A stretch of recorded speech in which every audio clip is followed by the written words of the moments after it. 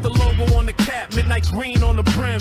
Pro fan talk, every take in the gym. From the link to the league, I'm connected to the spin. Breaking news, breaking plays where you really want to tap in. Philly on my tongue when I'm calling out a route. Pull a clip, roll a tape, then we talk it out. All 22 on my mind, see the motion pre-snap. I'm in the lab with the facts, you just scrolling through the app. Dealing with the read, I'm explaining what you missed. Why the safety bail late, why the cornerback blitz. From the pass rush twist to the red zone slant. Coach Marcus on the mic with the real fan chant. Pro fan talk, hit the bell, that's law. Break it down from the film to the box score room. Pro fan talk, where the real ones call. From the birds to the league, we gon' cover it all. From the draft room rumors to that waiver wire heat. Trade buzz humming like the crowd on Broad Street. Sunday to Monday, I'm recapping every snap. Tuesday got the ball, Eagles filling in the gaps. Eagles on the header, but the scope league wide. How we making deals for the vets on the slide? Quarterback drama, I'ma sort that pile. Coach on the podium, read between the lines. I'm talking rivalries, upsets, underdogs rise, overtime classics, blown calls, bad drives. Jack going crazy when the topic get wild. So we keep it all game, keep it smart, keep it down. Pro fan talk, hit the bell, that's law. Break it down from the field to the box score raw. Pro fan talk.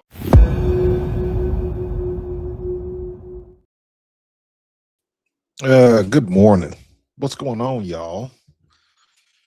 Figure I'd jump on. Got some things to do today, so I would jump on early before I get everything started. Got to run out, run some errands, do some shopping, grocery shopping, go to the Amish market, all that type of good stuff. Spend some QT with my wife. It's all good in the hood, but hope you guys had a good week. Hope you're having a good weekend. And I wanted to come on and talk about two things, actually. I know the thumbnail was talking about Diana Russini, and we definitely going to get into that. I also want to touch on just a little bit the A.J. Brown situation. I mean, they both related. Let's be real. They both related. So when you got, especially with the signing that we had yesterday with the Eagles receiver, was it Dontavian Wicks. That sounds like a Key and Peele skit. Dontavian Wicks. We signed him. And somebody made a good point. I think it was Big Rube and Dave Zangaro. Where they were talking about the money that they signed for was not like big money, not like crazy money, but they got guaranteed money. So they're going to play. So it really puts the pressure on what the Eagles are going to do with A.J. Brown, with all of this stuff swirling around. And switching back, we'll get back to A.J. in a minute, but switching back to, first off, good morning, Ian. Ian, you was first out the limo. I appreciate you. So I guess I should say when I'm going early like this, Ian, you were first to breakfast table. Panda, what's going on? Good morning. Rock Mikey, good morning. Ty Baby, good morning. So, but yeah, circling back around to the whole situation is related. But the one thing I did want to talk about, as you saw in the thumbnail, is like we talk about the double standards. Everybody and their mother on media podcasts, the major podcasts, everybody has had some comments from female reporters, and just getting their sense of it, and everybody's saying the same thing. When the female reporters heard the news, they were furious, and you set us back, you kicked us back. This is not too far off from, who was that? Was it Clarissa Shields? Or what was the girl's name? That she admitted, like, sometimes when she does the sideline reports at halftime, she makes it up.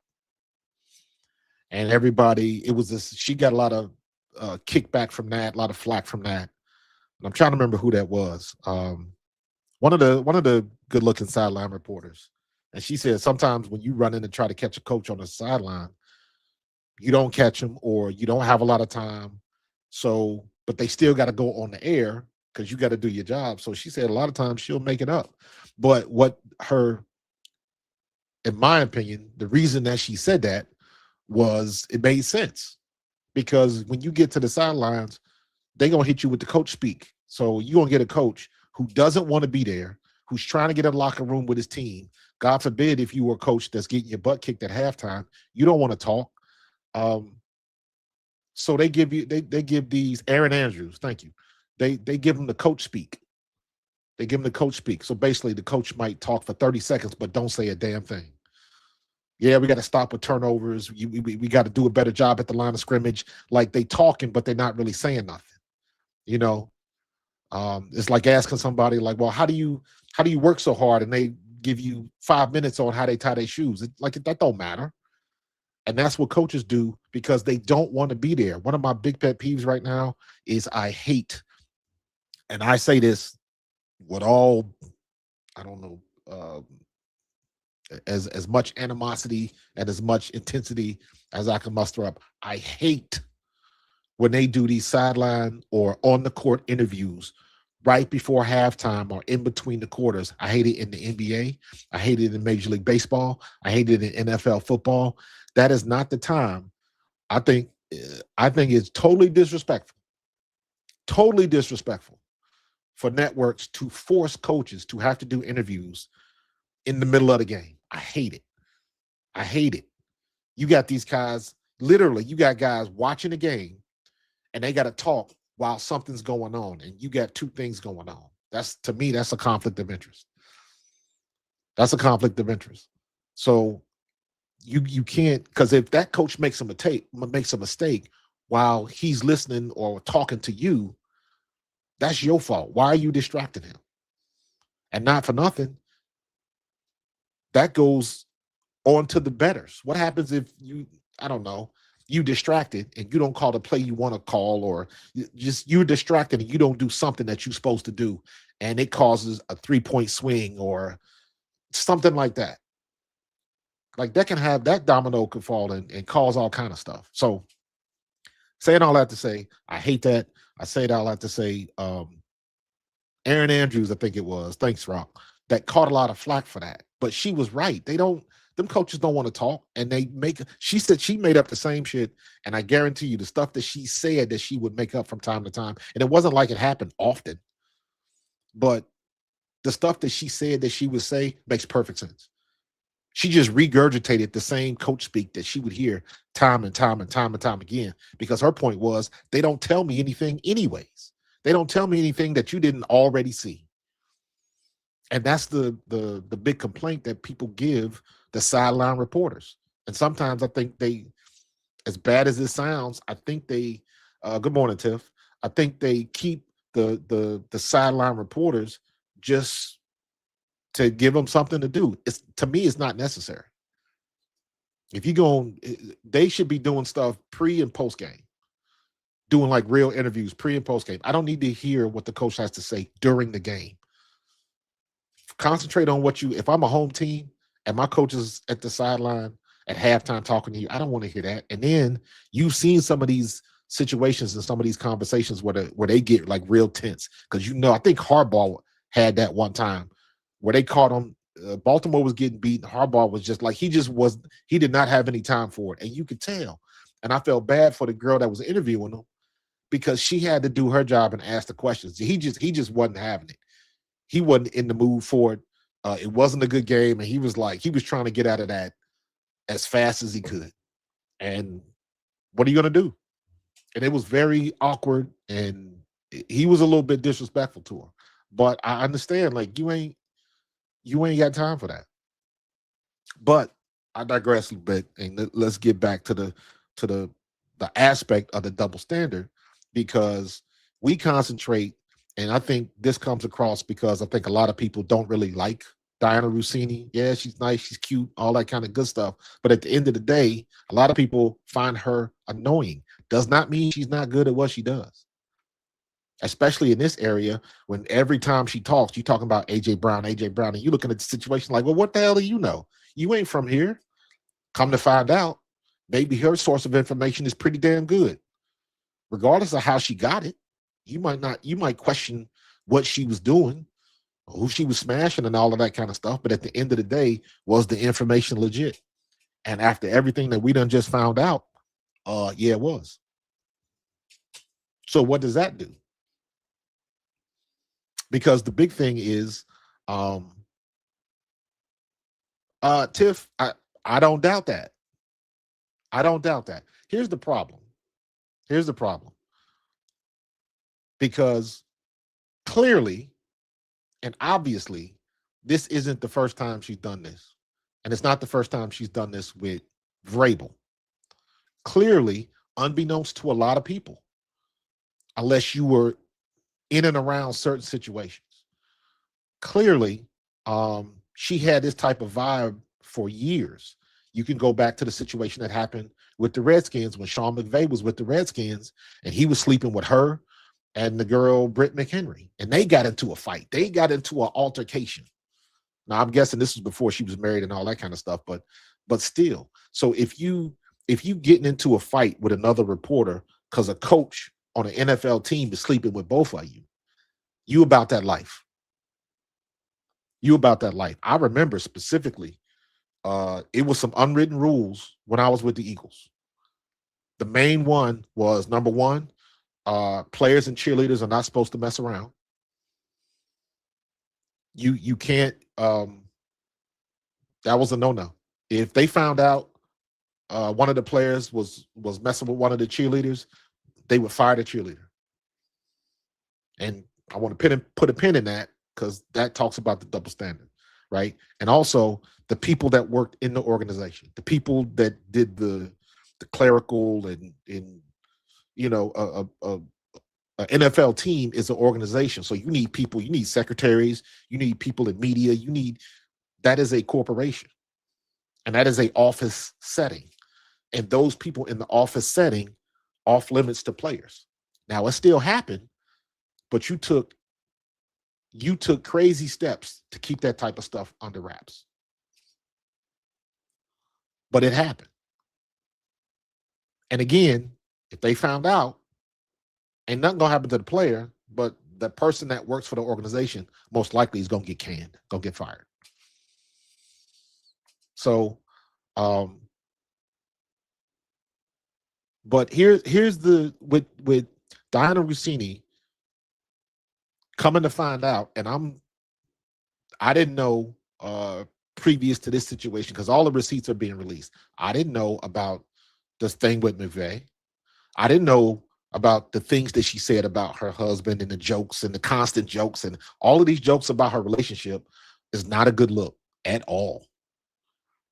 The most damning thing to me personally, was she was on a radio station with Brian Mitchell, I guess, with the Redskins. I don't know how long ago this was. And I mentioned this the other day. She literally called herself a MILF. You know what that means? Y'all saw American Pie. If you don't know what it means, look it up. Google it. She said that on the air to herself. If somebody else would have said that to her, that person would have been suspended because that's very disrespectful. But she said that of herself. Again, she got that type of vibe. What's up, Brian? She got that type of vibe. So this is not anything new. And I've heard, again, all these receipts are coming out after the scandal. I heard another reporter that used to be in Tennessee that they basically said the people in Tennessee knew. It was one of them wink winks, like if you know, you know.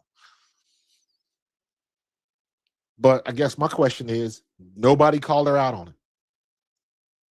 Nobody called her out on it. And more importantly, nobody called Mike Vrabel out on it. How many people knew? Hell, everybody knows Mike Vrabel was married. How come he ain't getting called on the carpet? What is his wife and kids? What are they dealing with? What is Russini's husband and kids? What are they dealing with? Because you know they catching hell right now. She can't even come out the house. So it is a double standard, and even talking about it, we get lumped in that category Because what I was about to say was, even that is a little bit of a double standard. There's no little bit about it. Even the way we talk about it, it's already ingrained. Yeah. Even the way we talk about it, it's a little bit of a double standard. It is not a little bit of a double standard. It is what it is. And you know what? I don't have no sympathy or no empathy for Diana Russini. I've never been in that situation. She a grown woman. He a grown man. They made grown folks decisions. That's what I talk. That's how I look at it. They made grown folks decisions. And they fucked around and found out. So they got to deal with that. They didn't, again, you guys have heard me say that.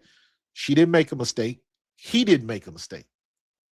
Because that seems to be the run answer. I made a mistake. I'm sorry, blah, blah, blah, blah. I'll try to make up for it. I made a mistake. No, that you made a choice. You made a bad decision. That it wasn't a mistake. Mistake means you ain't got all the information. You went left when you should have went right. That's a mistake. You made a bad choice. But so did Vrabel. So did Mike Vrabel. Because let's play it all the way out. Again, the woman is going to get the bad end of the stick most of the time. Not all of the time, but most of the time. The only time usually it switches is when if there's like domestic violence or something like that. You look at Rakea Jackson. You look at what Mike Missinelli is going through. Then it flips. But if it's salacious, something like this, heck, even most of the time they concentrate on the man. But in this particular situation, when you talk about the NFL, the women are going to get the bad end of the stick most of the time. I told you that story about the kicker in New York. They didn't give a shit about his wife. They didn't give a damn that he was beating his wife. They signed him. They gave him a new contract, and they knew what was going on. So clearly they didn't care about her. The only time they cared about it was when she went public with it. Then it gave them a black eye. And that's when they tried to change some things. But clearly they didn't care about her. They wanted to win games. They gave the boy a contract. How do you do that? I don't care what position you play. You gave him a new contract knowing this was going on. And then when the shit hit the fan, when she published her memoirs or whatever that was, they were like, oh, we got to make a move. We got to do what's right. Well, you could have did that before, but you didn't. The NFL is in this same situation. And they hoping this blows over. And like I saw the thing that said the Athletic suspended Dianna Russini pending their investigation. And I'm like, well, what the hell are you going to investigate? The only thing you got to know is she said that there was other people there too. Can you prove it? But even if there were other people there, what's that got to do with whoever took them photos? I saw another photograph today. I didn't see it before, where they were kind of hugged up on each other in the hot tub. And I was like, when did this one come out? And I was like, that might be some AI shit. That's the other part about this. And now I'm speaking from experience because I know what the technology can do now in the hands of somebody who knows how to use it. And I know that the average person out there, people in the chat, all of that type of stuff, I know they do not look hard enough. And if they do, it's too late.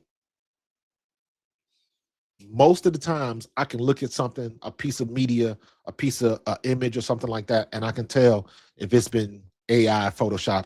That's what I do for a living. So I know what I'm looking at. 98% of the people don't.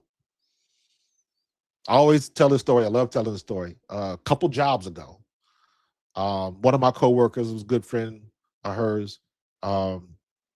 She had a daughter who was drop dead gorgeous, but they did not like her boyfriend at all. They did not like her boyfriend at all. And she brought me a nice 8.5 by 11 blown up prom picture. And she said, can you take him out of the picture? And by the time I got finished with it, It looked like he was never even there. She was by herself in her dress with the complete background, flowers in hand, and it looked like that dude was never there. So I know the things that I can do in Photoshop. And I know there's a lot of people a hell of a lot better than me. And I'm good. So I understand what this technology can do. And 98% of the people have no clue what they're looking at. No clue. They don't look hard enough, nor do they don't want to take the time to do it. So I know, listen, I know he confirmed that they were there as friends. What is a friend? What is a friend? I know what they said, but come on, let's keep it a buck. We grown folks. We know what it is when we see it. What you used to tell your kids, you can't get nothing over on me. I done seen it before. You can't flim flam an old flim flammer. I'm about 56 years old in July. I'm a little bit older than Mike Vrabel. So I've seen a few more things. Like, come on, dude. If it if it walked like a duck, if it quacked like a duck, it's probably a duck. And guess what? Ducks can be friends. Where you think the term friends with benefits came from? He just ain't saying the end of it. And guess what? I'm not meeting up with my friends at a couple's resort. I'm not doing that. I already went over and showed you guys. Go look at my other video when I first talked about it. When I show you the layout of the resort, the layout is not for a family of 5. It's not for everybody coming in and hanging with there were other 5 or 6 guys. Okay, that means the other 5 or 6 people were couples.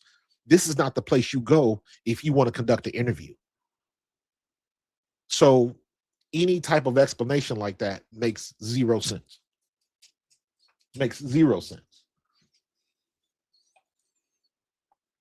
But he can say that they were there as friends. Okay. You think it ain't people that are friends that ain't screwing? Let's look at the obvious. Let's look at the obvious. And even if you play that out, at the very least, and put yourself in a situation, if you are in an exclusive, expensive resort with somebody else that's not your spouse, and you in the club, and they on top of the building, on top of the room, because remember, anytime, and this is what everybody keeps talking about the pictures in the pool, sitting by each other in the hot tub and all of that kind of stuff. To me, the pictures are the ones with them standing on top of the room, because that means you got to go in the room. That, to me, that's the thing. That's the, not in the common space, in the private space. Why? Because why you on top of the roof? Because when you on top of the roof, can't nobody on the ground see you unless you peering over the edge. But again, back to the main point, how come Vrabel ain't catching no heat from this? Is that the shield coming to protect him, that NFL shield? Because remember when them dudes got caught at that couple got caught at the Coldplay concert, and it was the CEO and his secretary and all of that type of stuff. They raked that man through the mud. Deservedly so. He slipped. That's when your money got you in trouble. You got the executive suite, and they had the cameras on. And what are the odds? Somebody at that concert should have went and played the lottery immediately. What are the odds that they're gonna catch somebody with the swinging lights, catch somebody in suite number 113, and you catch somebody hugging on each other, and it just happens to be somebody and somebody else that shouldn't be together, and they recording, and it goes viral? What are the odds of that? And the man was catching hell. And I guess my question again is, Vrabel ain't really said anything about Vrabel yet. They ain't said nothing about Vrabel yet. Vrabel was married. Vrabel got kids. Cause so his wife is in the because listen, everybody knows you got a circle around you when you famous like that. And I know how some of them NFL wives act. They will take every opportunity, and this is some, not all. I don't know what Mrs. Vrabel is like. I don't know her personality. I've never seen her on television. I've seen pictures, that's it. And even the pictures that I've seen, if she walked up to me and smacked me in the face, I wouldn't know who she was. But my point is that wives, they have a community of wives, and they talk. And they talk. Hell, you can have a community of wives, and some of them wives are sleeping with somebody else's husband in that community. It happens all the time, especially at this level, especially when you're talking about this type of money. Because when you got money like that, some of them they do some crazy shit. They do crazy stuff. So, they can call Diana thirsty, but apparently she's been thirsty for a long time because she's been doing the same stuff. And everybody know that, man. If it was like that with Diana Russini, the word was out about her. Whether it was, if you want to give her a scoop, you might get a little extra too. Or I guarantee you, somebody knew something about her. So it wasn't like this is out of the blue. I guarantee you, it's probably some other player that was like, yo, this feel like she trying to get close to me. And somebody was like, nah, don't go there, man. That's such and such girl. That's Vrabel's girl. Don't do that. Don't get involved in. I'm telling you, that's how those circles, that's how them NFL circles, I guarantee you it was somebody in the locker room, somebody, and the longer this goes on, the more receipts come out, the more you're going to hear stories like, yeah, we saw this happening back when he was in Tennessee. Yeah, we saw. I done already heard somebody say that. How come when he was in Tennessee, she was right there and was dropping all of the dimes of what was going on with the Tennessee Titans? Because now people bringing up these receipts and they connecting the dots.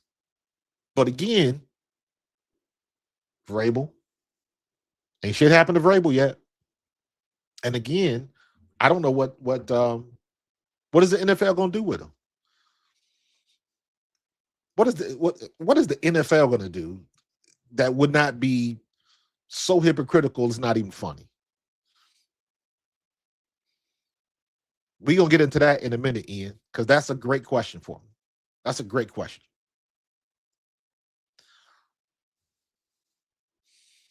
That's basically what suspension is. If she can't, but basically what they saying, what the Athletic is saying is she can't do her job. And you got to remember, think of the timing right now. We're 2 weeks away from the NFL draft. This would be her busy season. So she should be on the phone, making reports, getting on podcasts every day. Now, I don't understand.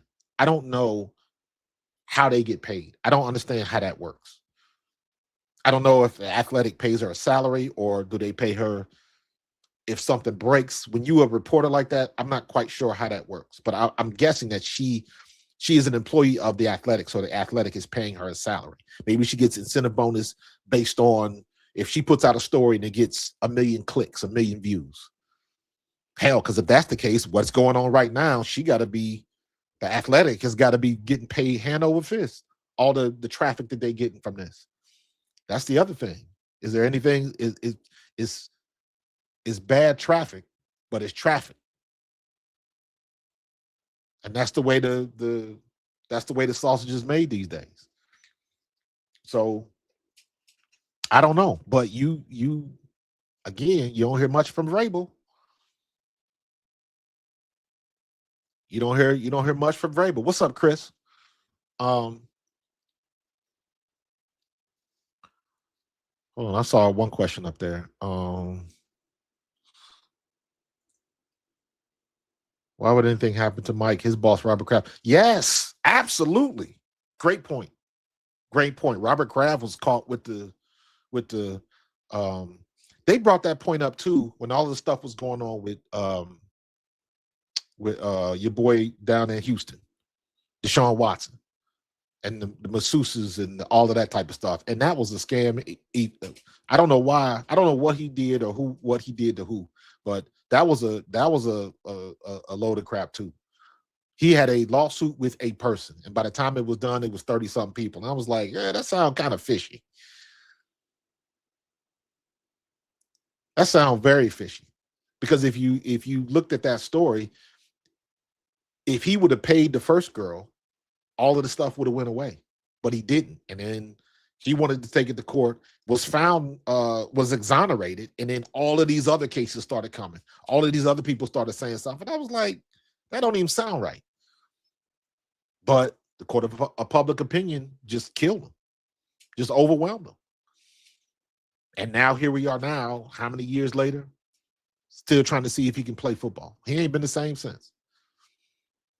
So to your point, that's a phenomenal point, because Robert Kraft got caught up and they wasn't gonna do nothing with him. I mean, shit, you look at how long it took them to figure out what to do with Daniel Snyder. And that was the worst of the worst. Robert Kraft, he was paying for his entertainment. So guess what? You might not like it, but he was doing and it wasn't affecting his organization. It was just embarrassing. What Daniel Snyder was doing was racist and favoritism, and it was a lot of isms in what Daniel Snyder was doing. And then he ended up pinning it on John Gruden and threw him under the bus. Somebody had it in for Gruden. But like I said before, when you get into those circles and you talk your talk, you can only talk your talk with people who speak the same language as you. So if you talking your talk and you dropping racial insults and stuff like that, the people that you are talking to speak the same language. All of them owners, whoever the owners were at the other end of those emails, speak the same language. So you gotta be careful when it comes to that. So it's the double standard is like built in. It's like pre-coded software, man. It's built in, and you have to actively you have to fight against it. Or you have to make a concerted effort to bring it up to not deal with it. So how many times have you, I remember, I'm not going to mention any names, but I remember when I was in 93, when we flew to Tokyo to play in the American Bowl, Eagles and the Saints. Had a great game. My first professional football game was in Tokyo. And I remember there was somebody on the plane that was related to one of the higher ups, one of the execs with the Eagles. And I don't know if it was a niece, daughter, I don't know who she was. All I know was she was walking up and down that plane, and she was very attractive. And she was sitting down talking with different people. She sat down and talked to me. And I had one of the vets kind of nudge me on the thing. I was like, yo, old girl, she's kind of tight. And old boy was like, don't do that. And I was like, what you mean? Who is she? Then he explained to me who she was. And I was like, oh, that ain't nothing but trouble. Long story short, one of the other players partaked. And it wasn't like she was the one putting the pressure on. Not him. She was the one putting the pressure on. And he took a bite, and it was somebody that had a phenomenal game.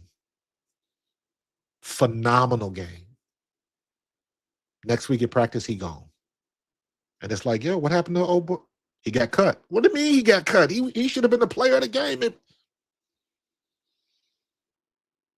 And then you're like, yo, why would we get rid of that player when he did the. And then you look at one of the vets and they give you that look like. And then you start to think again. It's like, oh. And then the dude I talked to, like, remember what I told you? Like, oh. So it's always been like that. It's always been like that. You got to be careful when it comes to stuff like that, and you cannot do that in this day and age. It's hard. It's hard. They went 2 hours away. Why do you think they went 2 hours away from where the Arizona workouts were? 2 hours away, which means somebody had to follow them. Somebody had to find a location in and around the resort where they could get high enough so they could take a picture looking down. They had to have the right angle. It was a lot of things that had to be in place for them to get the shots that they got. Not to mention, there's a couple of shots that came out a day or so later of clearly they had a hidden camera on their person and they were taking pictures as they walked around. There's a shot of them at the bar and the photograph is at eye level. So somebody had to be walking in there with a camera phone hanging out their pocket or whatever the situation was. They had to somebody had to put things in motion to get ready for those environments to make it happen. So they had to put work in to do that, to do what they had to do. I don't know who hired who. I don't know if it was Russini's husband. I don't know if it was Vrabel's wife. I don't know if it was a third party. I don't know. I have no idea. But when you look at the receipts and you see how long stuff like this is going on, maybe it was somebody from Vrabel's party was like, I got tired of, I'm tired of being the butt of the jokes. And because again, if players know, there's people, there's wives. Because again, if you think players talk to their wives, right? Wives talk to the other wives. Some of the players' wives talk to the coaches' wives, and that's how it that's how it goes. That's exactly how it goes. So you look at a situation where maybe because they got so comfortable, they got careless. But again, is that careless? They was out in the remote, out in the mountains, out in the desert. Somebody followed them out there. So clearly it was known, because why else would they send somebody out there like that? Why else would they do that? So yeah, that was crazy. So Roger Goodell had it for Gruden. I don't disagree with that.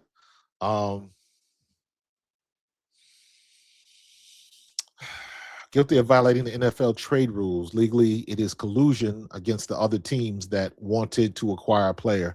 Her inside information from Vrabel.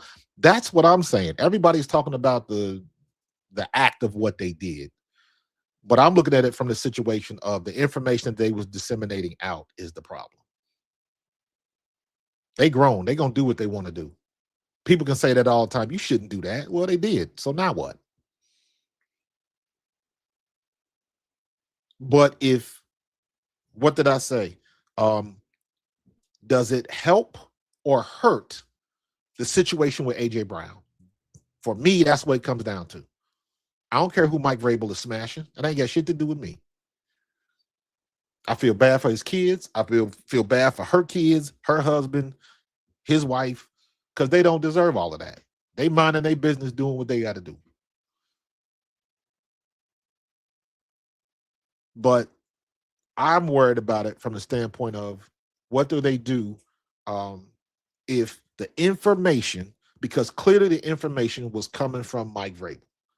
Now they can say they friends and all of that type of stuff, whatever. You believe it if you want to. But the information that she was putting out there, again, now after everything that's coming out and they've been discovered and all of that type of stuff, you looking at her information, like probably the things that she was saying has a little bit more ring of truth to it, because you have to consider the source. Literally, she was getting it from the horse's mouth, literally. And that's a problem. That is a big problem. So that is he has to deal with that. But I don't know, you know what I'm saying? I don't know what what can they do? What besides the NFL is like a seasoned boxer. They used to taking black eyes. They ain't going nowhere. They gonna survive. Whether they right or whether they wrong. They gonna survive. And that just promotes the whole double standard aspect of it even more. Let's keep it real. Because at the end of the day, what exactly are they gonna do? What exactly? This guy right here. This is the guy that I saw. I don't even know what he's talking about. Hold on for a second. This guy right here. His name is Jared Stillman.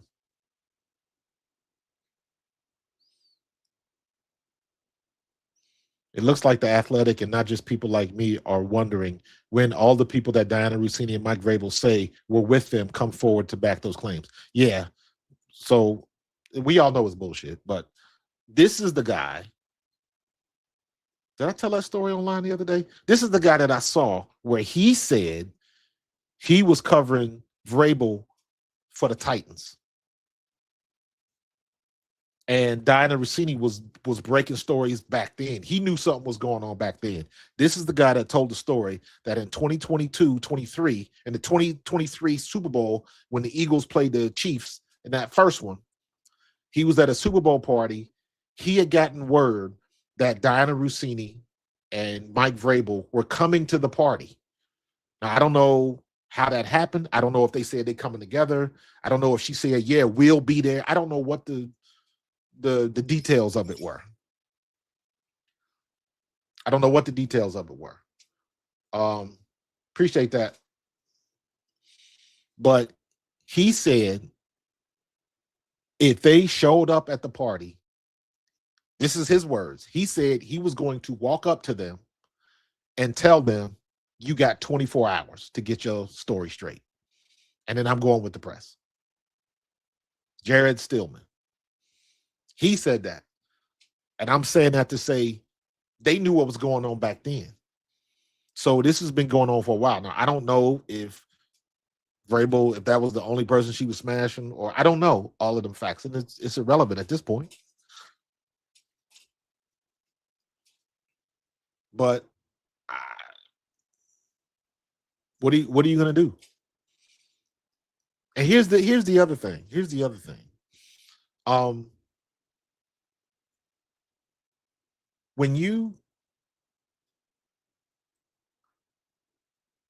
If the information was sound, if it turns out that the information turned out to be right,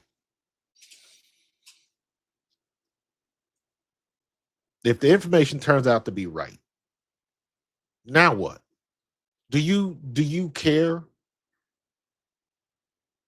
I mean, I guess morally we care, but there's been worse ways that people have gotten information that we just don't even know about. Now we know it. Now we know it. So if it's right, it's right. We just care about how it was got. We care about how it was acquired now. Now I know I got a personal issue, a personal problem with sources. Please smash that like button like Tiffany said. I appreciate it. We got 174 people on live. So we should have at least 100 likes. Got to get 100 likes. So I appreciate that. We got 171 for me when I do a show. 170 viewers live is like me having a football game and I rush for 170 yards. That's what I'm talking about. Every game I want to have at least 100 yards rushing. So right now we peaked out at 171 yards rushing and we still growing. So let's keep it up. Thank you. I appreciate it. But smash that like button. Thank you, Tiff.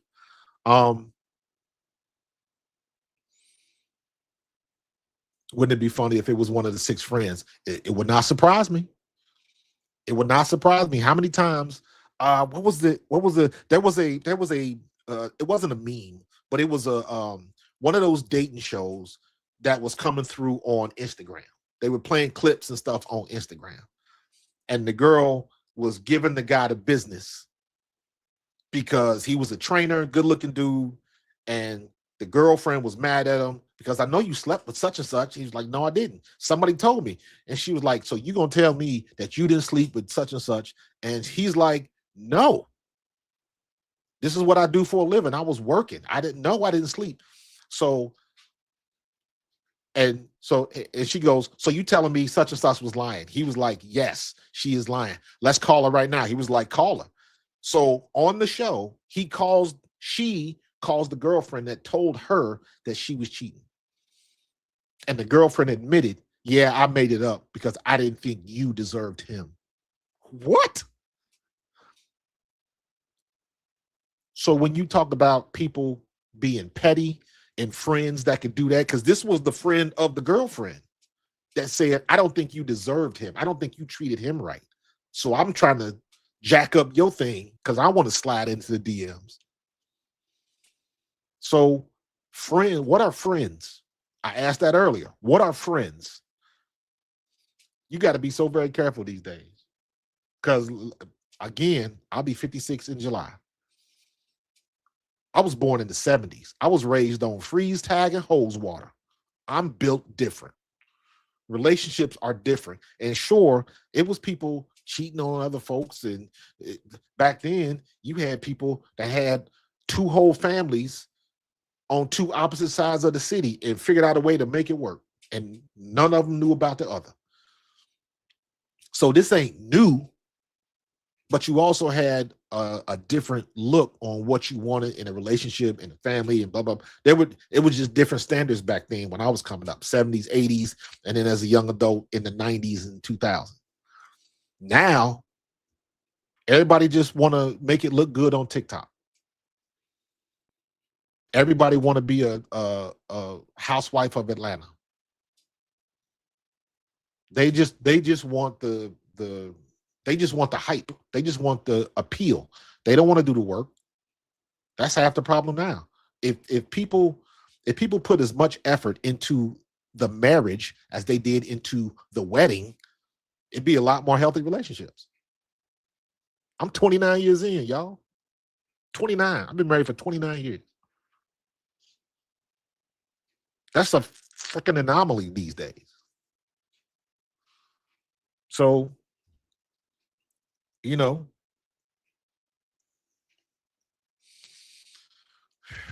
people are saying it doesn't affect the Eagles. It does. People saying it doesn't affect the Eagles.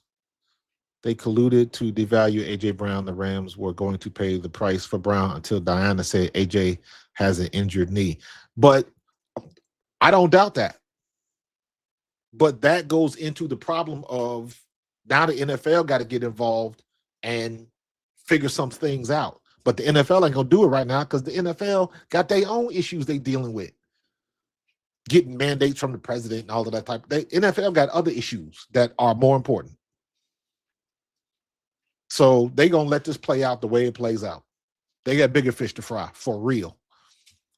So social media is poison. Social media ain't nothing but a tool. I used to tell my kids in Bible study, you are who you are. Money or any other tool or any other resource simply accents what you already are. That's what social media is to me. It's like money. If you stingy, you're going to be more stingy. If you generous, you're going to be more generous. If you guarded, you're going to be more guarded. If it accents what you are. If you aloof and you're wasteful, you'll be even more aloof and wasteful. Social media does the same thing. People that are internally racist or misogynistic or they have different icks or different or they are really a bully on the inside. Why you think it's so many people that get all these crazy comments on social media? Because you can do it with impunity. You can do it with no penalty. Nobody knows who you are. Nobody's going to find you because somebody says you look fat and they live in California. You going to find them? And if you did find them, what actually are you going to do with it? Again, I grew up on sticks and stones. Sticks and stones may break your bones, but words would never hurt you. Well, what happens if 1 million people are liking those words it's a whole different aspect of it now. And because this generation is built on clicks and all of that type of stuff, it's a different aspect to it. People, that matters to people, where us older folks, it don't matter to us as much because we know all of them clicks and them likes ain't really paying the bills and ain't changing what I got to do for my day-to-day. It's not doing that, but for some of these young people, it does. Hell, some of these old people, it does now. There's a whole genre on social media of people that do nothing but react to the comments. Good, bad, and indifferent. So, bleed green, I'll believe it when I see it. I believe it when I see it. I don't know where you heard that rumor, saw it. If somebody said it, I don't know. But I will believe it when I see it. So, and guess what? With Hollywood Brown, and what's his name? And Dontavion Wicks. So Wicks, Hollywood Brown, AJ Brown, and Smitty. That's a nice ass wide receiver core right there. Then you got Darius Cooper, a young gun. Shoot, I'm good with that. If we don't, because you know me, I want AJ Brown to stay, anyways. I want AJ Brown to stay, anyways. And Elijah Moore, yep. So I don't know.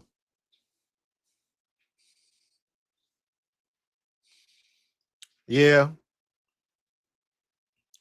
The problem is, the people that matter and the people that should care about don't care about it. Because think about it. If that bothered people so much, if it bothered people to the point where they stopped going to games, then it would matter. But that's not the case. That's not the case. So, I don't know what's going to happen. I don't know if AJ is a very spiritual dude. AJ has been through his struggles with suicide and mental health and things of that nature. And I've said this before, AJ is somebody that has to deal with his stress the way he deals with his stress. It is not for everybody else to align and agree with. It's not for that. It's for somebody that deals with the things that he has dealt with. He's got to handle it the way that he has to handle it and the way that it works for him. I don't care. I don't care if he reads a book. I don't care if he tweets. I don't care. All I care is he gives me the effort on Sundays. Now that effort, the way that effort manifests and the way it looks might be different from day to day. So I don't care.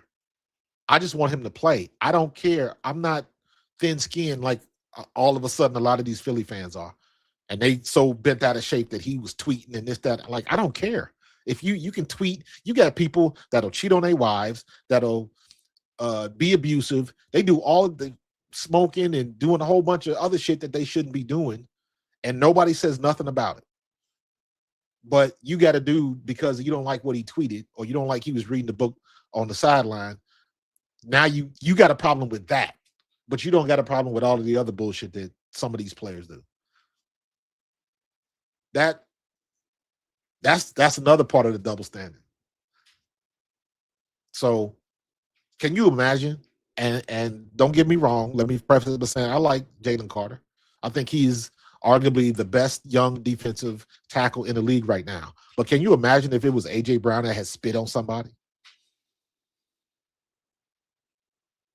Can you just imagine? Can you just imagine if it was Jalen Hurts and his agent Nicole Lynn at that little private resort? Can you just imagine the furor that would, because everybody's looking for something. They don't want to look for Mike Vrabel. They like Mike Vrabel. He's one of their guys. He's a Patriot guy. He used to be a player, and so they don't want that smoke with Mike Vrabel. Which is why ain't nobody coming for him. And clearly, there's a lot of people that didn't like Dianna Russini. Clearly.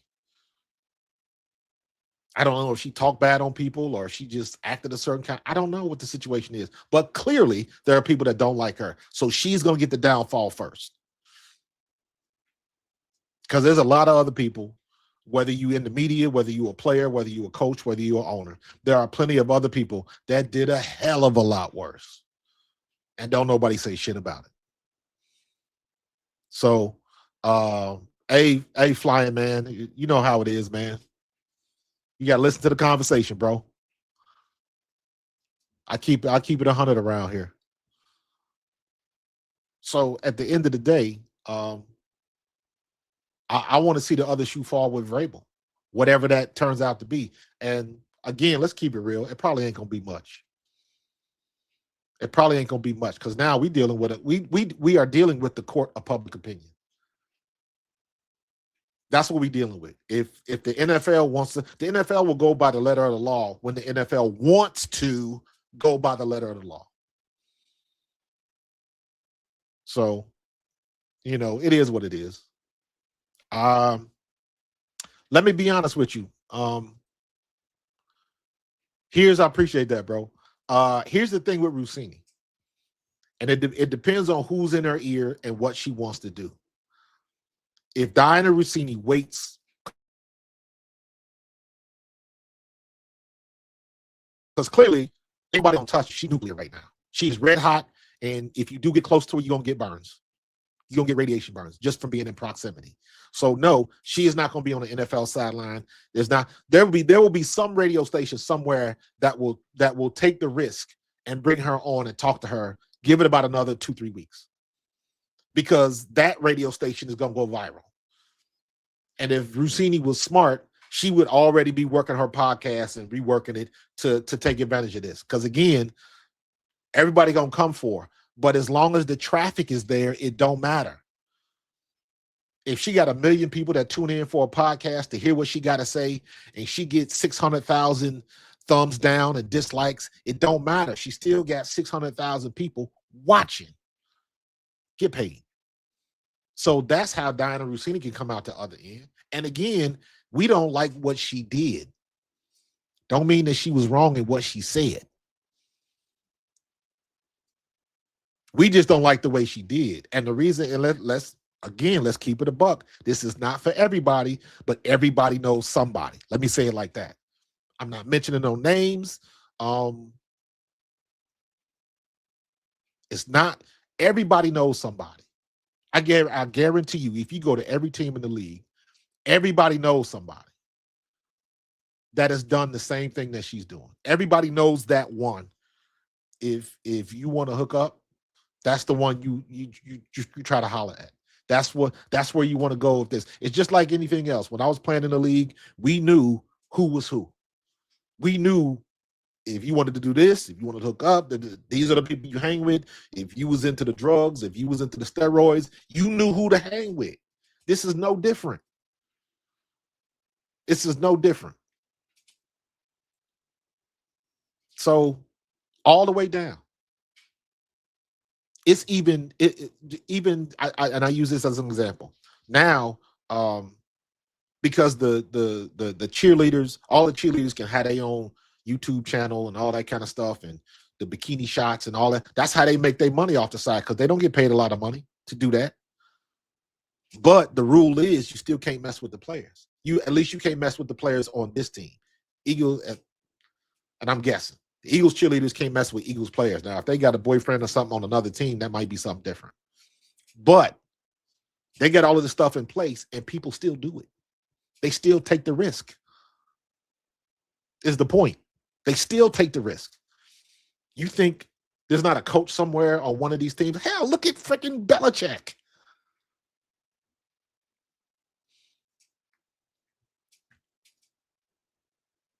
So there's always situations like this. There's always situations like this. I don't know. I don't know what's going to happen with this because it's going to be very interesting to see how um how this resolves itself. It's going to be very interesting to see how this resolves itself. So, I mean, bro, they going to get her either way. Whether she ever gets on TV again or where if she doesn't get on TV again. They still coming. They still going the next time she posts something, the comments are going to be off the chain. The AI videos are going to be off the chain. Did y'all see what they did with Tiger Woods? Somebody made an AI video. It said Tiger Woods shows up at the Masters, and it had all of these people on the first tee of the Masters, and you see this big SUV come in, drive on the golf course, and flip over. It was all AI generated. People are scandalous these days. Not that they always haven't been, but now they have a new tool that takes it to another level.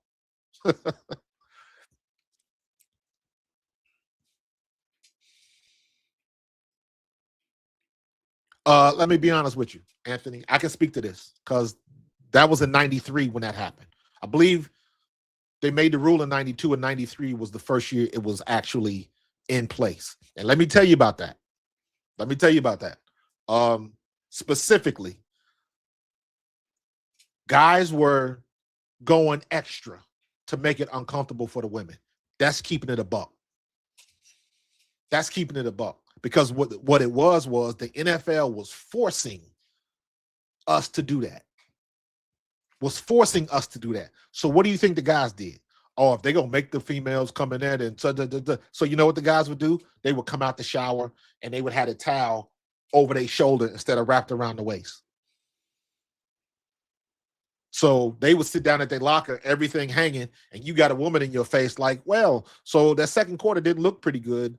Can you tell me what was good? That's what they were doing. Like, I don't want these people. I don't want a woman in the locker room because at that time you had the male machismo going, and you had to they were forcing us to do this, and we didn't want to do it. But at the end of the day, you had all of these guys in there, and the female reporters couldn't get the quotes because it was different back then. You didn't have social media where you could post everything immediately after it was said. Everybody was in there with their tape recorders.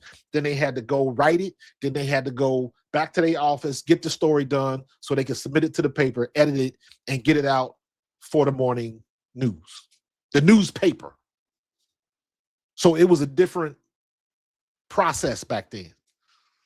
So you needed to get your information as soon as possible. So if you had to wait until the players came out and go to another room, the guys that were in the locker room as the players were getting dressed, they already had their comments. So they was already a step ahead. So it made things unbalanced. But I'm telling you right now, when they made the locker rooms open up to female reporters, there were a ton of guys that went extra. I'm going to walk around with my dick around and all of that type of stuff. I'm going to make them uncomfortable because I'm uncomfortable. I don't like doing this. And that's exactly what they did. You talking about what's the meme where you look at a busty girl or something like that, and what does she say? Eyes up here. That's exactly what was going on. But the guys in the locker room were doing this shit on purpose because at that particular time, they were not happy. Players were not happy about that at all. And that was how they let it know. They let it be known. And there was some very awkward situations. Nowadays, guys would have been kicked off the team for some of the shit that they was doing. So it was not good. I remember seeing that specifically. God forbid, if it was a female reporter that was attractive.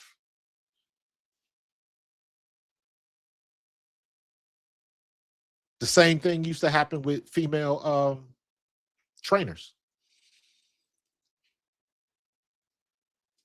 You get a trainer that come in that a team would hire, all of a sudden, they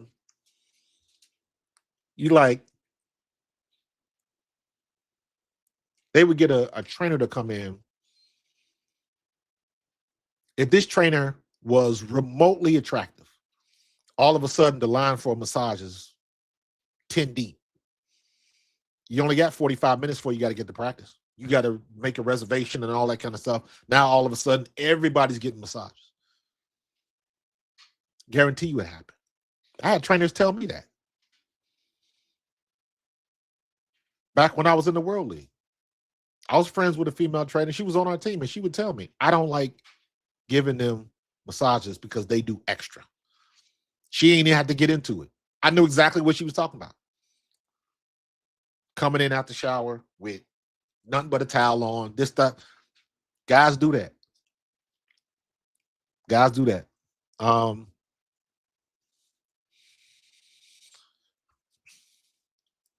Absolutely, dude. That's my point. That's my point. And it goes both ways. It all depends on what's going on.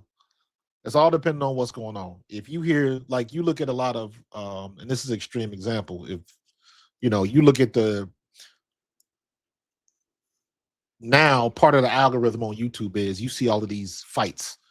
And for some reason, you see a lot of fights where there'll be a woman yelling and screaming at a man in his face and just and the dude is clearly trying to walk away. And I've seen videos where the girl spits on the dude, smacks the dude in the back of the head, hauls off and tries to roundhouse him, and the dude just snaps. And there's your F around and find out moment. And it happens on both sides, and it gets to the point where what are you supposed to do? How much can someone take before they snap? And who's in a situation like that? Who's in the wrong? Who's in the wrong? Absolutely, dude. If you don't believe there's an old boy network, yeah, you just ain't paying attention. Do not get it twisted. Why you think Shador caught so much heat? That's truly the old boy network, because now we can stick it to Shador and we can stick it to his dad. We get a 2-for-1 deal. If you are young, if you are not 30 years old, you have no idea how much GMs and ownership hated Deion Sanders. Hated Deion Sanders. He was everything they didn't want. He was good. He was flashy. He was good. He was like, they did not like him at all because he put people in his place and you couldn't control him. He was that good. He was that good. He's the same way now. Just toned down a little bit because you tend to learn things when you got kids. So, yeah, man, everyone has a breaking point. Everyone has a breaking point. And speaking of that, maybe whoever hired his PI, maybe it was one of the spouses that had their breaking point. You ain't gonna keep doing me like this. People will only do to you what you let them do to you. It's a reason why guys that abuse, whether it's verbally or physically, there's a reason why most of the guys that do that only do it to people that let them do it. Why do you think bullies always pick on somebody that's not going to fight back? That's why I have such a problem with, and I'm going off on a rant. I'm about to land this plane in a minute. That's why I have such a big ass problem with Sean Payton. What Sean Payton did to Russell Wilson was, I lost all respect for him. I don't give a damn what Russell Wilson did. You gonna holler at a grown man like that for no, and I don't care what he did. It didn't warrant that. And the reason why he did that is because he knew Russell Wilson is not the dude to buck up and get in his grill. Because I guarantee you, there are some players on that team. There were some players on that Broncos team where if he would have tried that shit, somebody would have grabbed him by his collar on the sideline and put him on the ground. Guarantee you. But he chose the right one. He chose the right one. And I mean that because think about the situation with Dawn Staley and Gino Auriemma. He chose the right one. Because never in a million years did Gino Auriemma think that Dawn Staley was going to come at his neck like that. I will beat Gino's ass. Never in a million years did he thought he was going to get any type of reciprocity that intense. He did not expect that at all. Because he said that shit and North Philly was not playing. And that's the one thing you want to take somebody over the edge quick, you lie on somebody. Or you say something and you accuse them of something that they didn't do publicly. That was the problem. He did that publicly, and he didn't have to do it. You bitching about something that happened before the game, and the game is over. Now you decide no, say that for the press conference or later, not right now. Take your ass whooping like a man and get off the court. But basically, he called her a liar to her face, and she snapped. Because you don't do that. Publicly? No, sir. No, sir. And he caught hell from that. He caught hell, rightfully so. And again, what happened? Same thing happened to Gino Auriemma is the same thing that happened to Diana Russini. What happened when all of that went down with Gino Auriemma? Everybody started bringing out the receipts of what he did to Pat Summitt and all these other situations with other coaches, and it was all good and dandy when he was whooping ass. The minute he got his ass whooped, the minute he got, now he got problems. Oh, they brought that up real quick. He brought that up real quick. So that's the way it goes. So let me see something real quick.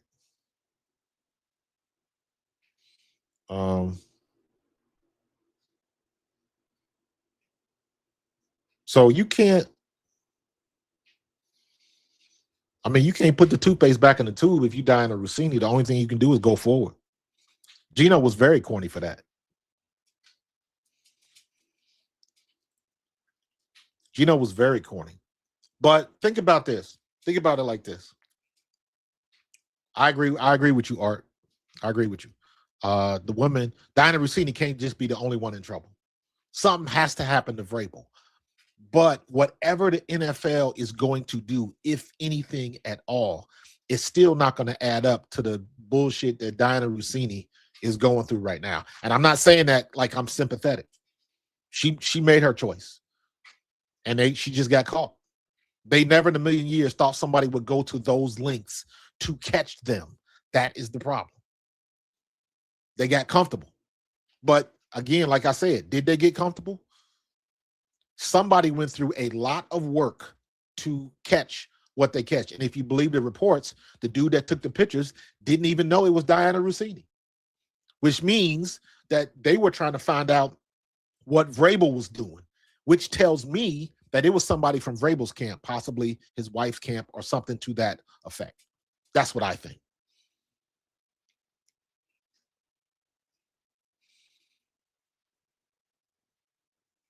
Didn't Vrabel say he was going to find the rat last year because team issues were leaking out to the public? He was the rat. He's a whole fraud. It could be. I don't remember him saying that, but I said that the other day.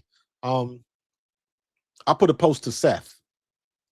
Seth Joyner was my defensive captain. I'm a running back, but he was one of our captains in '93. And I remember, I asked him, I was like, can you imagine what would have happened if we would have found a snitch in our locker room? With Seth and Clyde Simmons and Byron Evans and Eric Allen and Andre Waters and Willie T and the Fridge and William Frizzell and Rich Miano and all of them guys, Randall Cunningham, Fred Barnett, Antone Davis, Brian Baldinger, Mike Shadd, all of those guys that played with the Eagles back then, veterans. Can you just imagine, old school dudes, can you just imagine if they would have caught a snitch in the locker room? I'm not saying, I'm just saying. So, no, it's not a non-story. It's the story behind the story, bro. So, I don't remember hearing that, but I don't doubt you. I don't doubt you. I don't doubt you. It's very easy. Go watch a couple episodes of Game of Thrones and watch what Tyrion did to figure out who was lying. Put out some false information, and you can find out very quickly who said what. I read the book, so I'm a Game of Thrones. So Tyrion was trying to figure out who was putting out, who was the snitch. So he had narrowed it down to 3 people. It was either Pycelle, it was Littlefinger, or it was Varys. So he gave each of them different information about what Cersei was doing. And when it finally got back to him, what he said, he knew who said it, and he knew that the information was bullshit. So he immediately knew who did it. So you want to find out who the snitch is? Read Game of Thrones.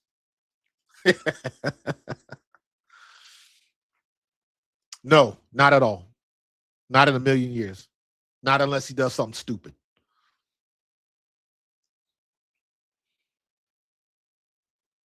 Hey, listen, man. Listen. You can only do you got to be careful, man. You got to be careful. That stuff will come back and get you. That stuff will come back and get you. Keep and this is why, again, this is why I am so proud. Let me say it like that. And I'm saying that as an Eagles alumni. In 1994, that was my second year with the Eagles. That's when Jeffrey Lurie bought the team. And I remember I told a story about Jeffrey Lurie. I had a decent game in a preseason game. And in the locker room, he was front and center as soon as you walked in the locker room at the vet and shook everybody's hand. And he knew everybody's name. There was no reason why Jeffrey Lurie should have known who I was, but he did. Shook my hand and said, "Good job today, Marcus," and kept it moving. Just little things like that was so 180 from Norman Brayman. Norman Brayman was phenomenal with the people that worked for the Eagles, but he was shit for the players that played for him. Jeffrey Lurie changed that whole culture. And I'm saying all that to say that's why you got some people that are above all of that. And Jeffrey Lurie has shown over many decades that this is the reason why we're the cream of the crop. From how we had to go through with Chip Kelly, took his lumps at gave him the small office in the corner. But shout out to Howie Roseman, because Howie Roseman wanted to work for the Eagles.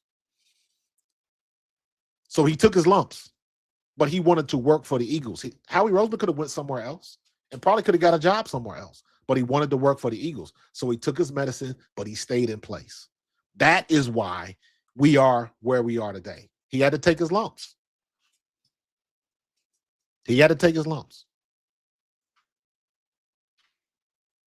So all of the stuff, we haven't gotten jacked up with cheating scandals and all that kind of stuff, but it is what it is. You know why the NFL ain't gonna really do anything or say anything about, this is water under the bridge now, but you know why they didn't do anything with the Patriots back in the day with Deflategate and all of that type of stuff?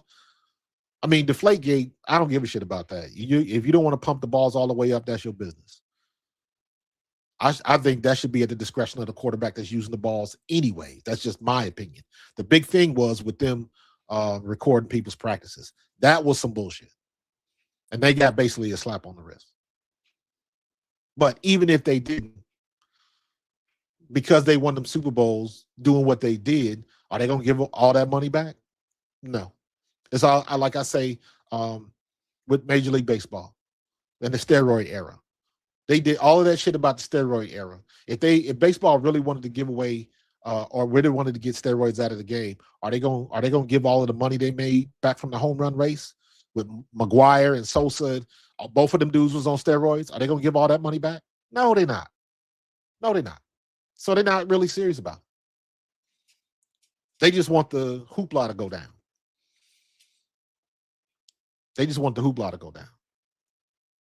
Oh, we need one more for 100 likes. I'm going to do that. I'm going to log in on my other page, and I'm going to take us up to 100 likes because that's what I feel like doing. That's what I'm talking about. Yay. See, y'all done showed me something else. I gotta write this down. I peaked out at 170 yards I had a 170-yard game today. So if you ever do YouTube, you can read the analytics of how your stream did. And it shows you what was the max number of people that were watching you. And the max number today was 171. So I look at that as I had 100 yards rushing today, 174 yards rushing. There we go. That's what I'm talking about. That's what I'm talking about. So, and right now it says I got 122 on. It's a little delay because I'm looking at my screen right here. It says 122, but StreamYard is telling me it went down to 118. Now it's back up to 122. So things happen. But we got 110 likes. I'm going to make it. I'm 110. So that's going to keep going up. You saw 188. That's what's up, Tiff. That's what's up. So now you know what the next goal is, right? The next goal is to get a 200-yard game rushing. You know what I mean? So I got to get that. Got to get my average yards per game. Got to get that up. So, the owner got besides Paula Scandal. Yeah. We talked about Kraft. We talked about Kraft. Yeah, man. You know what? It's funny. We used to say art imitates life, but now it's life imitates art. Life imitates art. You get all of these women that want to marry rich guys and divorce them a month later because that's what they saw on Housewives. You got all of these men and they've been doing shit like this for years. What did the Oracle say in The Matrix? What do all men with power want? More power. So you're right. They are scandalous. And ain't nothing gonna stop. Nothing gonna stop. So, but all right, I gotta shut this down. I got shit to do today, man. This conversation I got in depth, man. This was phenomenal. But I gotta mark this down. Because now I'm looking at my results, and this is going to be prime time for me. So now next week, next Saturday at the same time, I'm gonna do the same things because these numbers are off the friggin' chart for me, and I appreciate you. Good morning, Daniels. Awesome, back to you, man. Thank you for that. I appreciate your feedback, man. I appreciate you in the chat. That's what's up.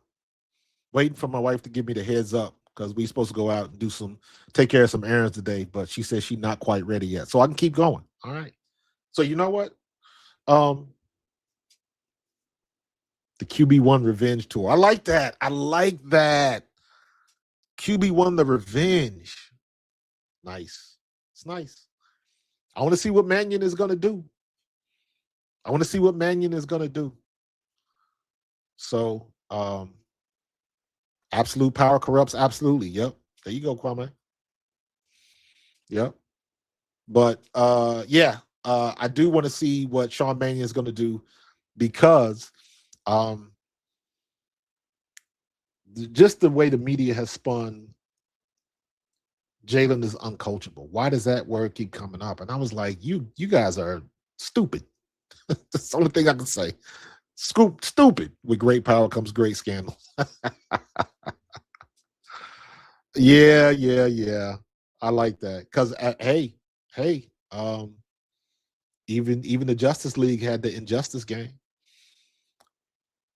Where the what was his name? What was the evil version of Superman called? Ultraman? Was it Ultraman where he said he was the boss of bosses? Yeah. I got a little nerd culture. Elderberry, what's up, man? Got a new member of the team. That's what I'm talking about, man. That's what I'm talking about. Appreciate you. I really hope we find a way to keep AJ. I don't think it's going to happen. After everything that's going on, it is so very easy for AJ to talk to somebody and say, "Listen, I ain't going nowhere." I know he says what he says on the podcast, but you gotta, like, bro, talk to somebody. Talk to Zangaro, talk to Ike, talk to Seth, talk to Richie, whoever. Find somebody to talk to and just give him 30 seconds and be like, "Hey, listen, man, I know what they saying, but I ain't going nowhere." He could squash all of this stuff. he could squash all of this stuff. But again, at the end of the day, maybe he just don't want to be here no more. Maybe his time has run for him, and it's better if he goes somewhere else. I'm okay with that too. I hope you would stay, bro. I want to see 1K open all day at the link. But if you believe that you need to be somewhere else for your peace of mind and for your mental health, do what you got to do, bro. But Coach Marcus from Bro Fan Talk, former Eagles running back, wants you here in Philadelphia. So somebody get that message to AJ Brown. Appreciate you, bro. If you do got to go, I understand. I appreciate you, everything you did. But if you can stay,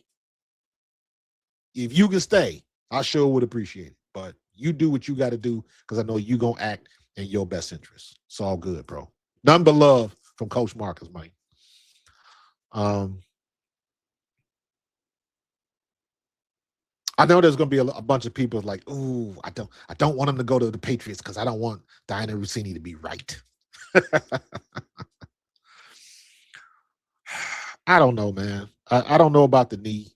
How long has he had this bad knee? I thought the situation was his hamstrings, not the knee. But we'll see. We'll see. In my opinion, I think AJ Brown has got 2 more good years left where he can produce at a high level. He can produce at a first round level, in my opinion. Then it's going to start going downhill. So,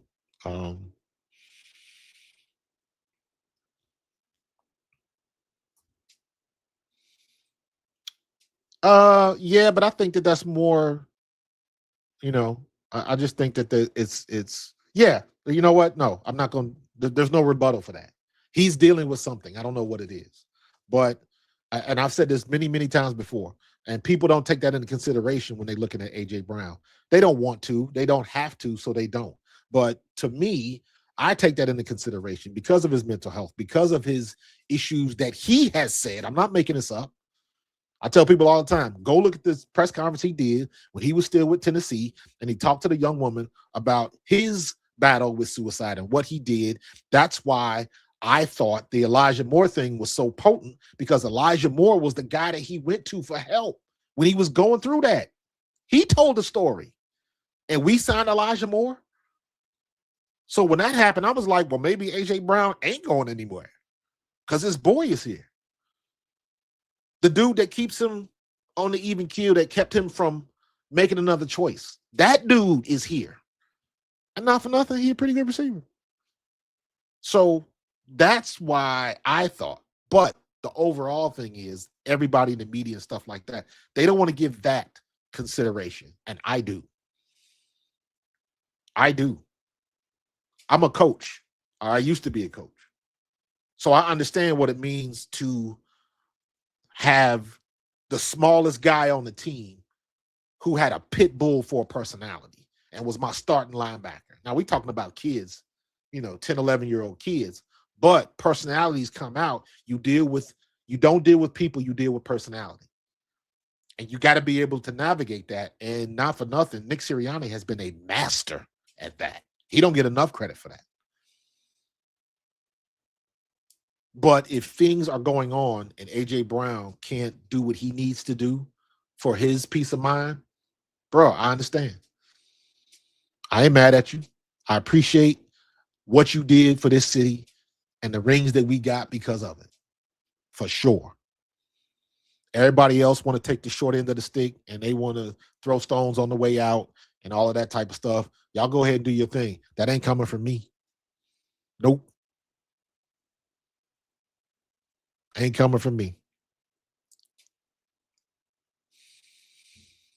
So we'll see. My motto is it's going to play itself out one way or the other. It's going to play itself out one way or the other. AJ Brown might not get traded until in the middle of the season. That's a possibility. Because just like every other year, football happens and people get hurt and injured, and teams find themselves in situations that are like, we need another backup receiver. We got to get a defensive tackle. We got get another end, and our linebacker just got hurt. And y'all remember 2023? And we kept going through linebacker after linebacker after linebacker and couldn't none of them tackle. So Sometimes things happen. That's all I'm saying. Nah, Rock, you can't say that. I don't want anybody to be here that don't want to be here. And you got to be really tuned in to someone's personality, because there's two ways that can go. Because you have some people that I don't want to be here, but I'm a professional. I'm going to go out there, do my job. Don't ask me to do nothing extra. But I'm going to go out there and do my job. You throw me the ball, I'm catching it. So you have some people like that. And then you have some people like, F it, I ain't going out. Hell no. And depending on what happens, they don't necessarily get the right ending. They don't necessarily get the right ending. I always bring this dude up. I always forget his name. The defensive back that played for Seattle Seahawks that wanted a new contract. He was a veteran, but he wasn't quite over the hill, but they didn't want to give him the money that he made. So he did the right thing. He did the veteran move. He came back for the team. He played out his contract, and he ended up tearing his knee. And as they carted him off the field, he looked at the coach of the Seahawks and just gave him the finger. Because that was Earl Thomas. Thank you. Thank you. Even when you do what you're supposed to do, it don't always end right. Now, he ended up getting a happy ending because he got better and still played for a couple more years. But that is the one thing. Everybody use that as an example when you're trying to get your money, because you never know what's going to happen. You never know what's going to happen. So, Jack, I agree with you. I agree with you. That's why I've changed my mind. I want, personally, selfishly, I want A.J. Brown here. But if he does not want to be here, bro, you did. Peace out, bro. Chef's kiss, man. You did everything you did for this city. You got us to a chip. We're not winning that chip if you're not here, period. So I'm good. People going to be mad and they're going to throw rocks on your way out the door. That's the way the sausage is made, man. You know how this game is. So, but again, you ain't getting that from me. So that's just people being petty because they want to be petty. I mean, look at what they did. Look at what they remember when Vic Fangio left Miami and all the players down there. Was it Ramsey?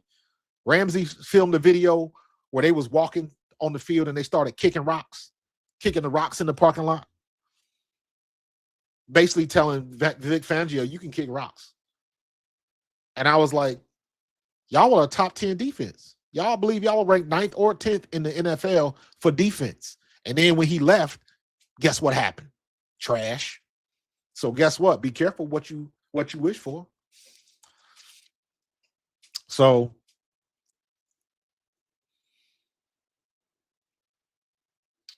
her contract with them, yeah, we knew they ended in August. So again, that looks, because who's gonna touch her for the next foreseeable future? Who's gonna mess with Diana Russini? Now, somebody, again, the way, now I could see her going on Pat McAfee or something like that. I could see Pat McAfee doing that because that's his vibe. And he would bring her on and they would have a discussion and McAfee would be like, look, I'm telling you right now, this is going to be a topic. So I need to know that you're good with this. Because if you're good with this, I'm going to get you paid. I can see Pat McAfee doing that because his show is the type of show where that would work. Guarantee you. His show would be the show where that would work. So there's still opportunities, but it has to be careful. And you know what? Not for nothing. She's been in this game a long time. I don't know what her finances are like. I know her husband is an executive at is it Chick-fil-A or Shake Shack? I think he's an executive at Shake Shack or something like that. So I don't know. So we'll see. It's going, like I said, man, it is going to play itself out one way or the other. She can end up at Barstool. Absolutely. That's another one. Because don't nobody like that dude anyways. I saw a video where the dude confronted him. He was like, dude, how you gonna give me a review on my restaurant based on one bite of pizza? So but that's his thing, and but I could absolutely I could see that. Because again, wherever she goes, whoever wants to take that energy is gonna get the traffic. They're gonna get them clicks. They're gonna get them clicks. It's all about business. Whether it's good news or bad news, somebody watching. It's the same. It's the Stephen A. Smith effect. How many people can't stand Stephen A. Smith? But everybody tunes in to watch the train wreck. Everybody. What you gonna do? I am so glad I grew up when I did, because for me, and I say this all the time, the most important invention ever known to man is the on-off switch. People don't use it. You got people in the WNBA bitching about the comments they get online. You ain't got to look at them. You ain't got to look at them. If you don't like what AJ Brown is saying, you ain't got to look at it. You ain't got to go on this Twitter and look. You're not required to do that. One thing I always say is opinions are like assholes. Everybody got one. And your agreement or alignment with my opinion is not required. That's the thing that people have a problem with. Now we are in a situation with this social media where if you don't agree with me, then you are the enemy. You are the op. Period. There is no discussion. There's no gray area. You either align with me or you're wrong. You're a racist. You don't know what you're talking about. Blah, blah, blah, blah, blah, blah. That's the way people go. Nobody want to talk anything out. It's my way or the highway. And that don't work. Which is why you get the shit that you get now. So, you got to look at both sides of the situation, man. Let me see. What does it say, Machiavelli? She came back from the Comics GM's wife, exposing her for favors, for scoops, and for fighting another reporter over McVeigh. That was Britt McHenry. I talked about that earlier. She'll be back, just not as prominently respected. Respect has nothing to do with it. Hell, there's people that don't respect her now. So respect has nothing to do with it.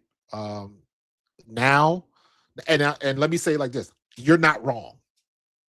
You're not wrong at all. But respect has nothing to do with it. It's all about the traffic. Everybody wants to see the train wreck. And Diana Russini is a train wreck right now. And if she is on somebody's podcast, there will be 1 million people watching just so they can call her names and cut her down and all that kind of stuff. But they still watching. That's what it comes down to. So she gonna take a couple on the chin, no pun intended. So yeah, man, 100%. It's all about the money. It's all about the money. So, and again, that's the way it's always been. That is not going to change. So, you ain't saying nothing. It's nothing new. So, at the end of the day, all about the money, man. So, attention. Thank you. That's a great way to put it. That's a T-shirt right there. That's a bar. Attention is currency. Absolutely. Absolutely. My twin sister is a teacher. And some of the shit that she tells me that students do is off the chain. But they do it.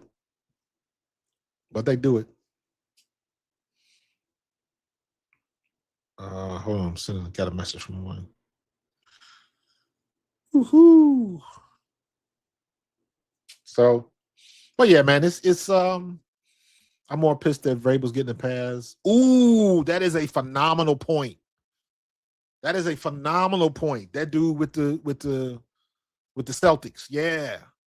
And again, that was two grown folks doing what they was doing, because wasn't the executive, wasn't she, her and her husband had split up, and him and his, I don't know the particulars. You have to let me know what the particulars was. I thought that him and his wife had split up, and the executive was single, something like that. What's up, William Rogers? Welcome to my squad, bro. Welcome to my squad. I'm gonna take you. We're gonna go out back. We're gonna run a 40 time, and we're gonna get you involved in the offense. Thank you, William. Appreciate you, bro. So yeah, that is a great example, though. That is a phenomenal example. So the personal life is not my business or anybody else's business. It's just magnified because they're in the spotlight. 100%. 100%, Miss Snoopy. So yeah, you're all right. I'm more pissed. Yeah, he did get dragged. He did get drugged in the mud, though. You right about that. You right about that. Yeah, I remember that. I think it was somebody internal did that didn't like him or didn't like the fact that he was smashing who he was smashing. So, and guess what? There's another situation where they dragging him through the mud. They didn't say shit to her. So 100%, it's a business until it affects how teams make transactions or it affects said transactions. You are absolutely right.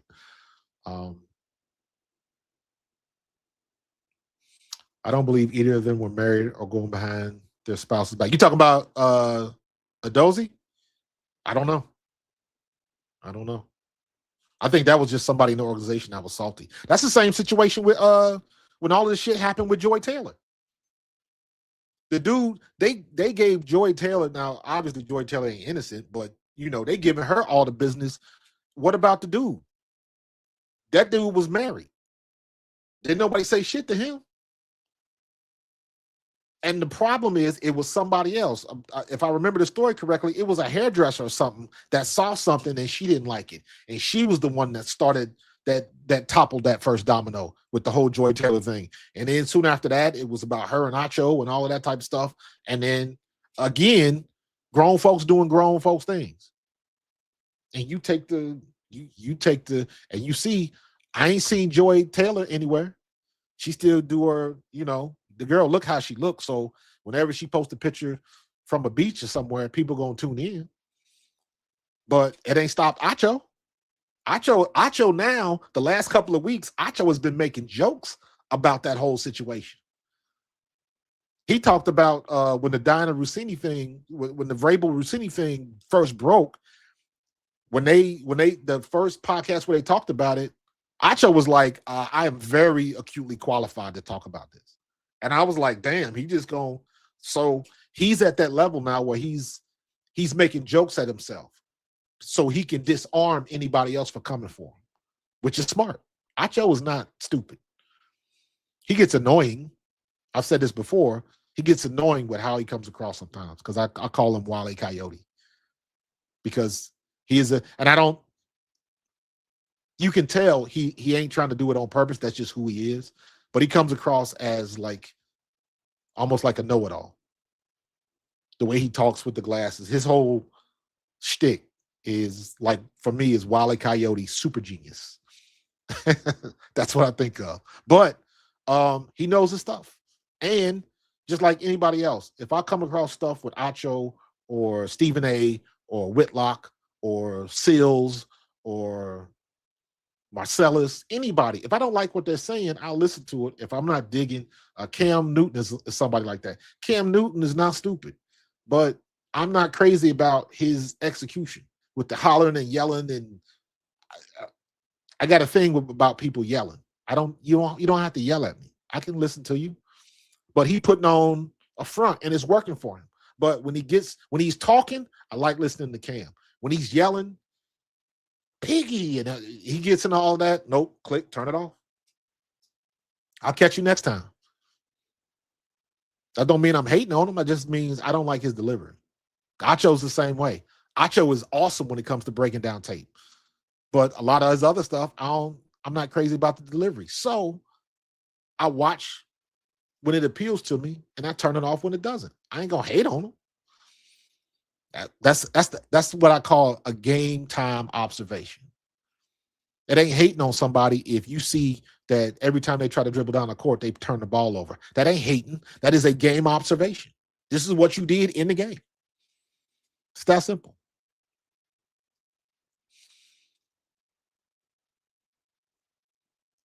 Old girl was married with kids. Okay.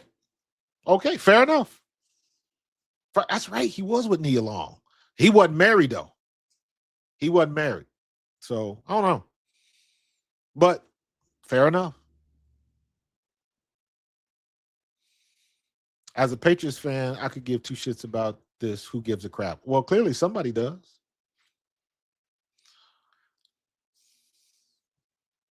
Okay, so they both was married. Okay, so it wasn't a good look.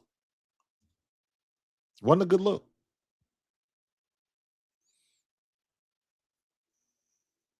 So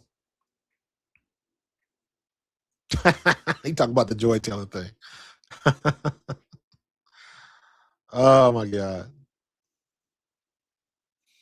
Udoka's situation involved a clear workplace policy violation with a subordinate. Was she a subordinate? I thought she was above him. I could be wrong. I could be wrong. Again, I'm on the outside looking in. So, but this kind of leans into a point that I always say. I'm on the outside looking in, so I don't know all the particulars. The same way most of these people that are talking about AJ Brown don't know the particulars. So you see the difference between the media with Joy and Diana. Tell me why. Come on now. You know the now. If you know, you know.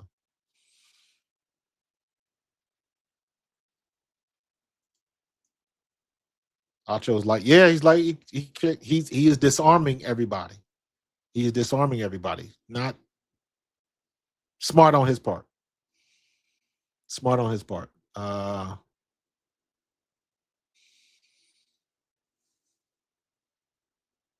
Yes, he is. Acho is very calculated. Again, Acho is not stupid. Acho is not stupid. So he understands what works and what doesn't. Acho, everybody was ripping Acho. Acho was over 1 million subscribers now. He ain't stupid. He understands how it works, and he did it. He trying to catch up with Shannon Sharp, Uncle Ocho. He trying to catch them. They tried to. You see what happened with Shannon? Of his own stupidity. He was careless. And guess what? He ain't gone nowhere. And still, at one point, Shannon Sharp had overtaken Joe Rogan for the #1 podcast. That's how big Shannon had gotten.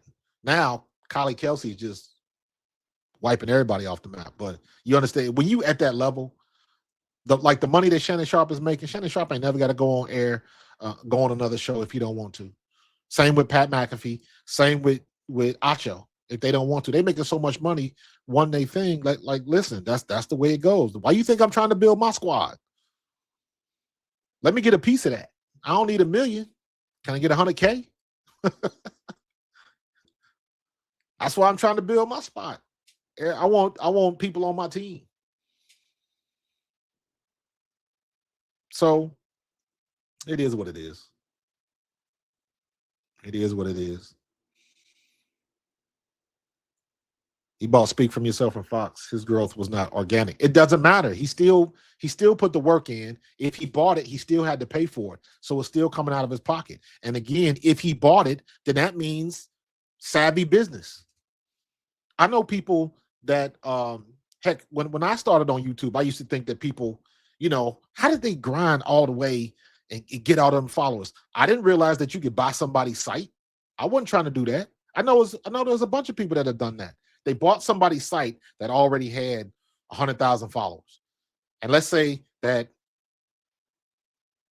because a new ownership is of the site, 20,000 of those 100,000 go away. You still left with 80,000 people that are watching. So that ain't necessarily a dumb deal.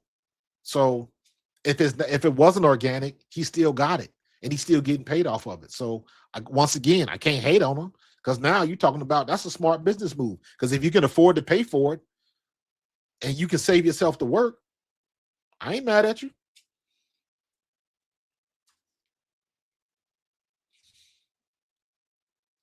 Let's go. Let tell your friends, tell your cousins, and tell your play cousins. I'm trying to get 100K. I'm just over 9,000 right now. I got to get me on my new intro. I just recorded a new intro for 2026. But I gotta at the end of it, I gotta put like the Vegeta, he's over 9,000 soundbite. I gotta do that. Gotta do that. I'm a nerd, man. So I like anime and cartoons and stuff like that. By the way, if you didn't know, I just throw this out there because I'm gonna throw this out there. Nothing like self-promotion. This is my gaming channel, Coach Marcus Games. Thank you, Jack. Jack be nimble.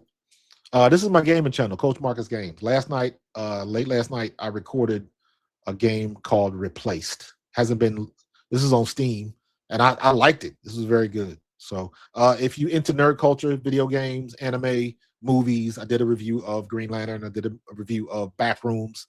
I don't have too much on the site, but I'm trying to grow it because I am a gamer.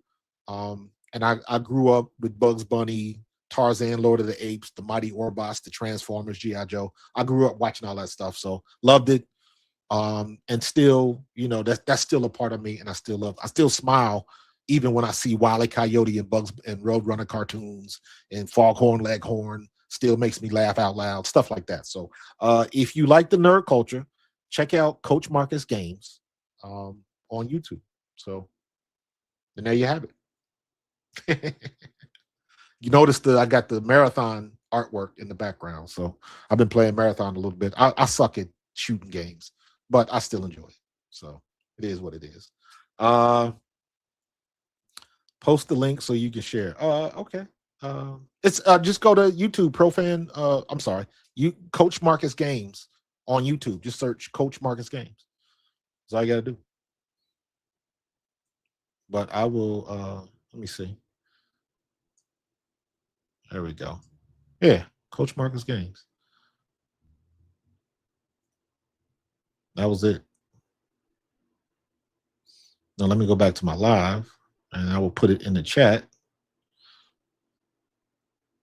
Except I got to wait for this ad to get done. There we go.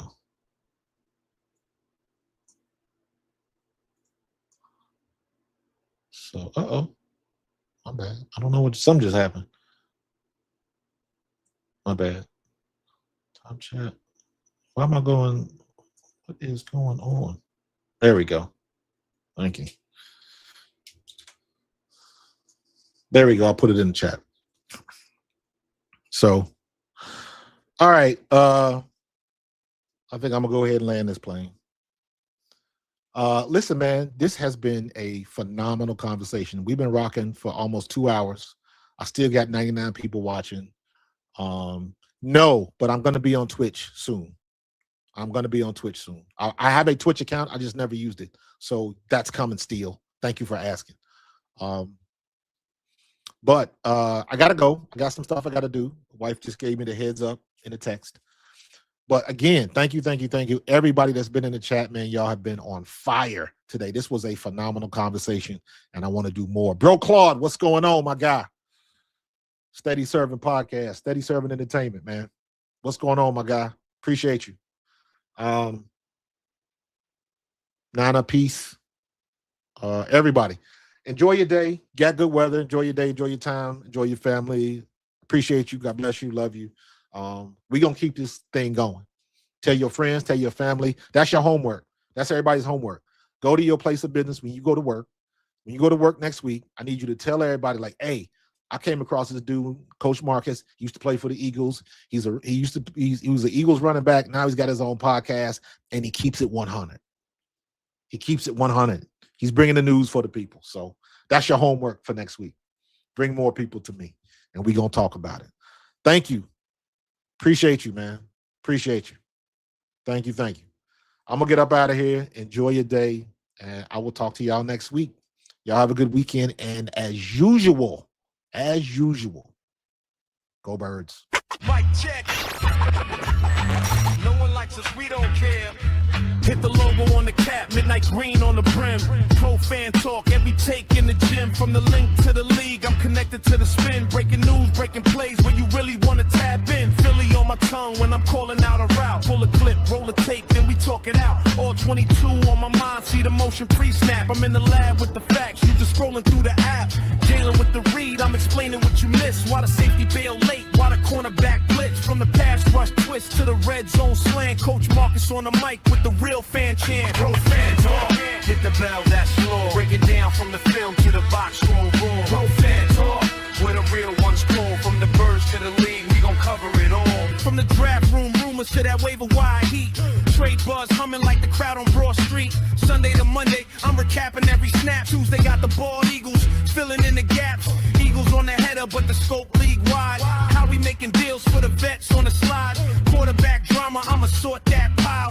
Coach on the podium, read between the lines. I'm talking rivalries, upsets, underdogs rise, overtime classics, blown calls, bad drives. Jack going crazy when the topic get wild. So we keep it all game, keep it smart, keep it down. Pro fan talk, hit the bell, that's law. Break it down from the film to the box score raw. Pro fan talk.